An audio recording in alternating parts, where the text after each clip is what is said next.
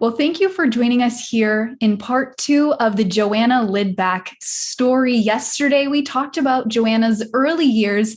Today, Joanna, we're going to talk about your current years. And you mentioned yesterday in the series falling in love with things easily. Was it an easy love at first sight story for you and your husband, Adam? No, it wasn't actually. I guess I fall in love easier with cows than men. But anyway, um, my husband and I knew each other for a few years before we got together. He is cousin to one of my great friends from college.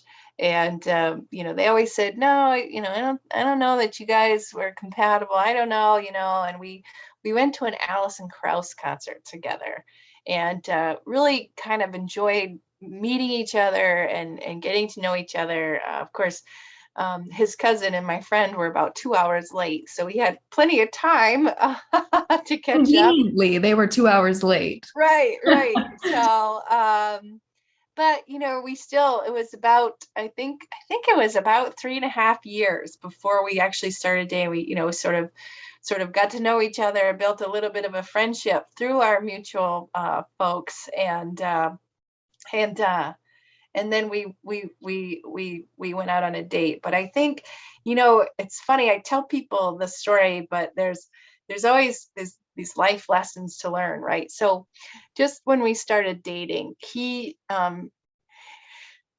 a little bit older than me, but he decided he wanted to end up here in northern Vermont, and so he started renting the farm from his uncle. So the farm that we now own was originally my husband's grandfather's farm, and it was run by his uncle.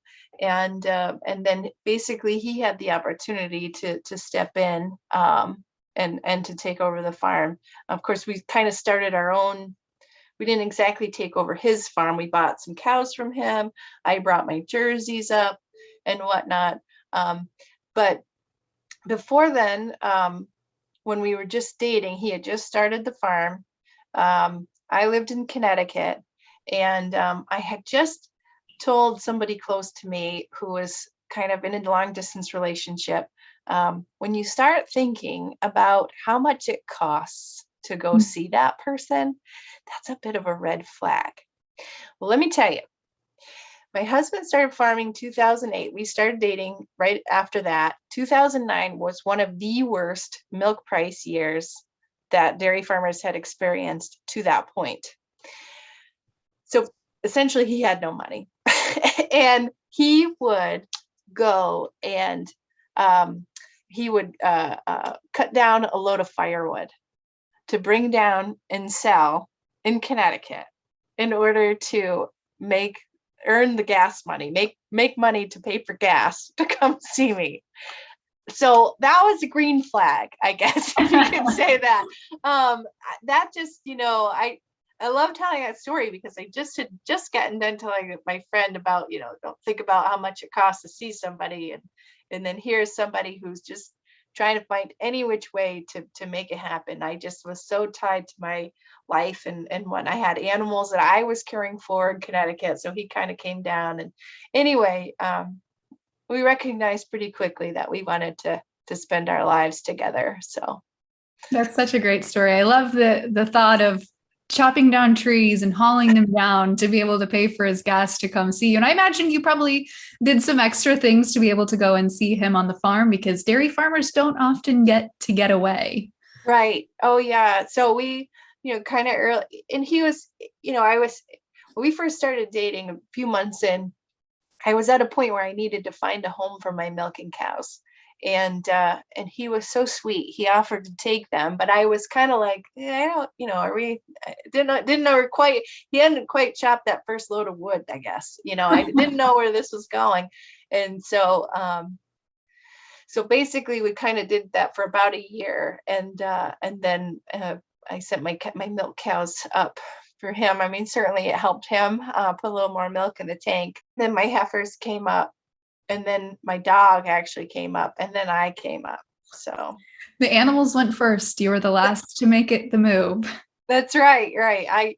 So I ended up commuting our early parts of our marriage. I commuted down to Connecticut. I was still trying to keep my job at Farm Credit in Connecticut, and I sort of had a place to stay during the week.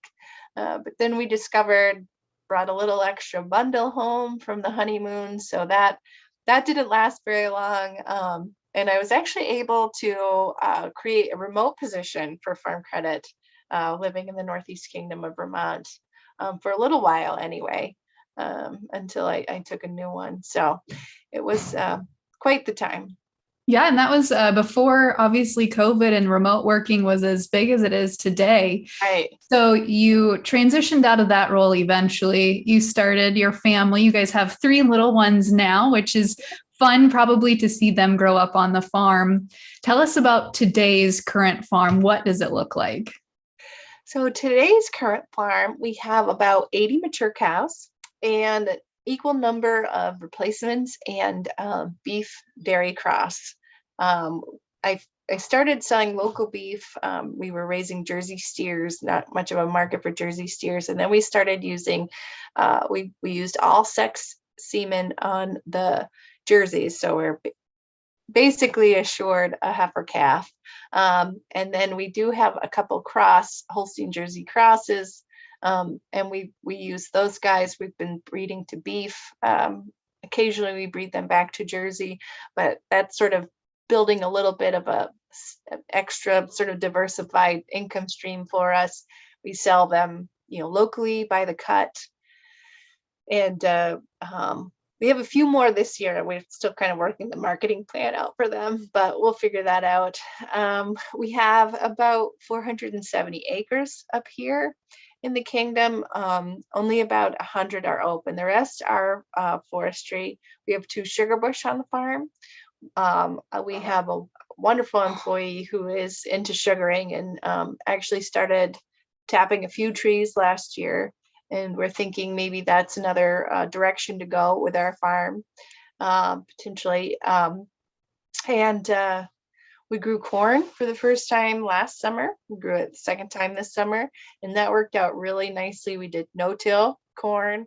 We're going to try our first cover crop this year on top of it. I think that, we've had enough change as far as the weather goes up here, so that it's sort of extending our growing season a little bit. Probably 12 years ago when I moved up here, we may not have been able to do something like cover crops or even think about it. Corn itself would have been a huge challenge to establish, but the way things have worked out, it's kind of a silver lining of some of these big changes we've seen in terms of the climate. So so that's that. Yeah, I have 3 young kids, 2 boys, 9 and 11, and they were up the barn every day this summer doing something to help.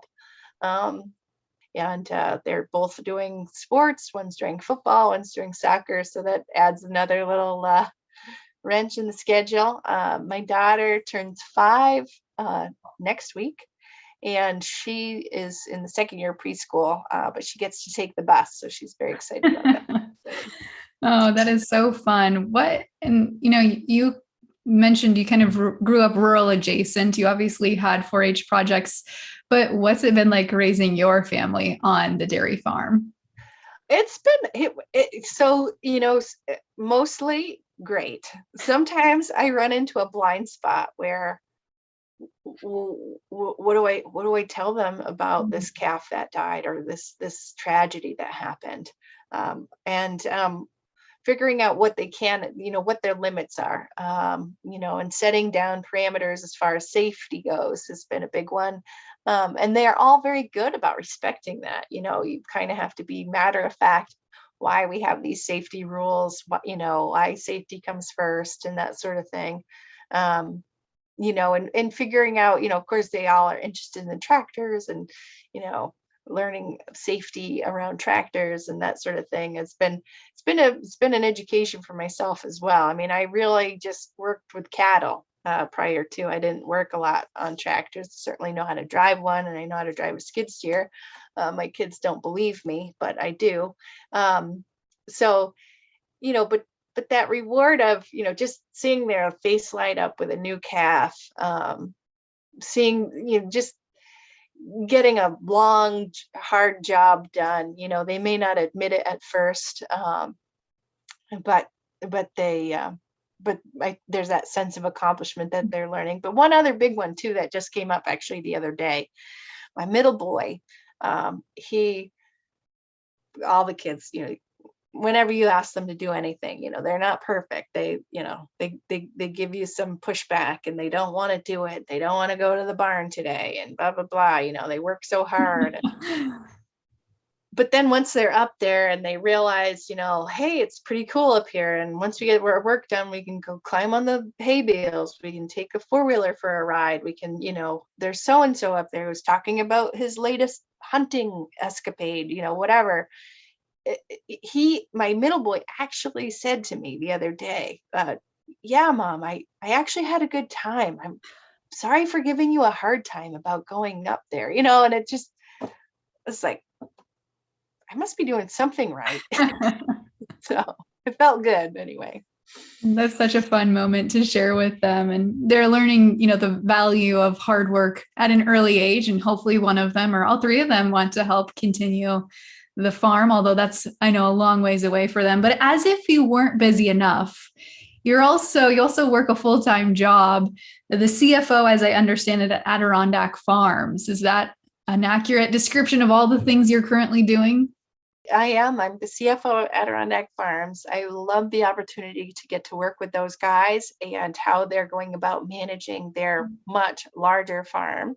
They have about just over 7,000 cows under management plus replacements at 4 different locations. And it's just certainly a different model than what I do here. We graze our cows. The cows there are in these big, beautiful barns that are temperature controlled, the whole 9 yards. It's really a nice place to see. And we've also started a consulting firm. So I have about a dozen other dairies, and one custom operation that I work with as well. So yeah, I know a lot of things about myself, and I love working with people, and I love cows, and I love agriculture. And I feel very lucky that I've been able to craft this sort of life for myself that incorporates that in my personal life, but also in my professional life as well. So. And you also mentioned you have a knack for numbers, which I think fits in nicely probably with your CFO role. But within that role and also your consulting, what is it exactly that you're helping these dairy farmers do?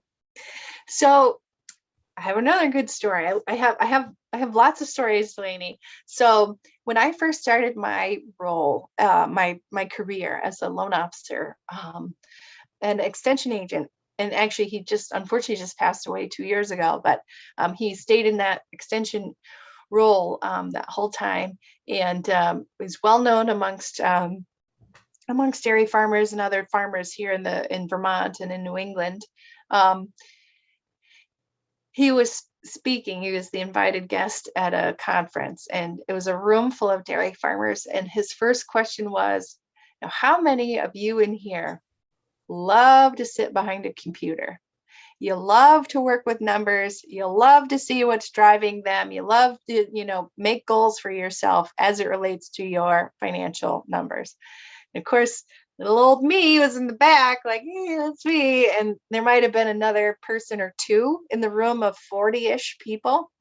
And then the second question was, how many of you love to get out in the barn and work with cows, or love to get out in tractors and plow your field, or whatever you need to do out there? And of course, the rest of the room raised their hands. And he said very provocatively, let me introduce the members of the second group to raise their hands to your future bosses. Those were the members of the first group to raise their hands. And I think it just highlights the fact that people farm because they love to farm. They don't necessarily love numbers.